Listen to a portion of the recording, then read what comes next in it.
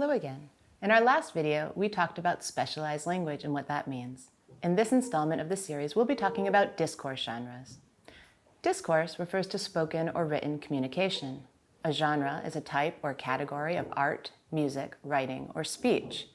When we use the term discourse genre in a university context, we're referring to a specific type of written or spoken communication, such as an academic presentation or a laboratory report. You could say then that a discourse genre is a type of text, usually, although not exclusively, a written one. Discourse genres usually use specialized language, and they often have quite fixed characteristics. Sometimes these types of texts are common to a range of academic disciplines, with only slight differences depending on the subject area. That would be the case with scientific articles. Some discourse genres are shared by many disciplines, but tend to be more frequent in certain ambits than in others. For instance, in philology, posters are more common in linguistics than in literature. Other discourse genres are shared by some disciplines, but are never used in others. Patient records may be common to the health sciences, medicine, nursing, veterinary medicine, but they are not found in other areas. Finally, there are highly specific discourse genres that basically belong only to one particular discipline. For example, ethnographies and anthropology. So, what determines the specific characteristics of a discourse genre? Well, in addition to cultural and linguistic factors, discourse genres can be shaped and controlled by different institutions and organizations. For instance, the academic articles that you're going to encounter in your university studies in the experimental sciences, the health sciences, law, the humanities, and so on, conform to norms and expectations that have been established over many years by the academic world in general. However, they also meet the specific requirements of each discipline. Sometimes these expectations are flexible, other times they can be quite strict. For instance, the structure of a scientific article is usually far more rigid than the structure of one in the humanities. Other discourse genre characteristics can be established by regulations, such as those that aim to provide students with standards for producing work. These might be established by the university, the faculty, or a department. Examples of this would be a degree final project or a master's thesis, which have to be written in accordance with specific guidelines and rules. Outside of academia, some professional contexts use discourses that are almost entirely inflexible. Think about contracts in law or patient information leaflets for medicines in pharmacology.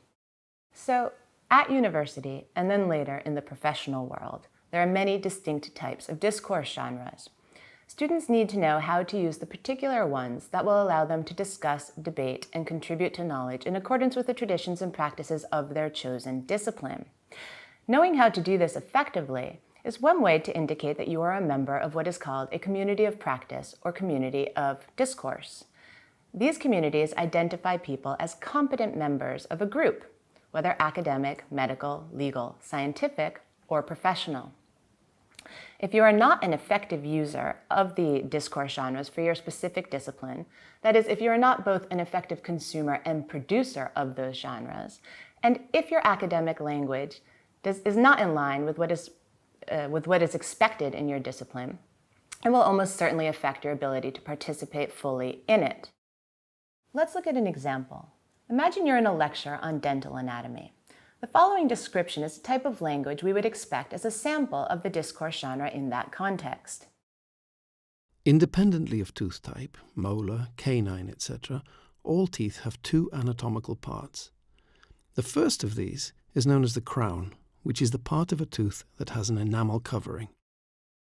Especially in adults, it is generally visible within the mouth. The second part is a root, which is the part of the tooth that is embedded in the jaw. It anchors the tooth into its osseous socket and is normally not visible. Now imagine that you're in that same dental anatomy class, but the lecturer decides to provide the following description instead. Students might understandably feel that the discourse wasn't appropriate.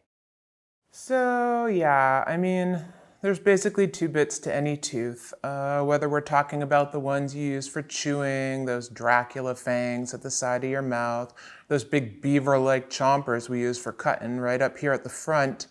We've got the top bit, which can be pearly white or scuzzy brown, depending on how often you brush, and then this gnarly root that goes right down into your jawbone. Thank God you can't usually see that. Am I right? The first text is in keeping with the discourse genre requirements for that particular context, a lecture in a faculty of dental medicine. The second is not. And while they convey the same information, the effect is distinct. The first text underscores the professional nature of the speaker. The second text is too informal and could lead people to draw negative conclusions regarding the speaker's competence and ability. In the same way then, if you are asked by your teacher for a class assignment, let's say, to give an oral or written presentation on a specific topic in your field, you will have to do it in line with the conventions and expectations of your specific discipline. That may well include providing detailed references and sources and justified explanations, sometimes quite technical ones. But of course, no one expects you to know all about discourse genres when you first begin your university studies.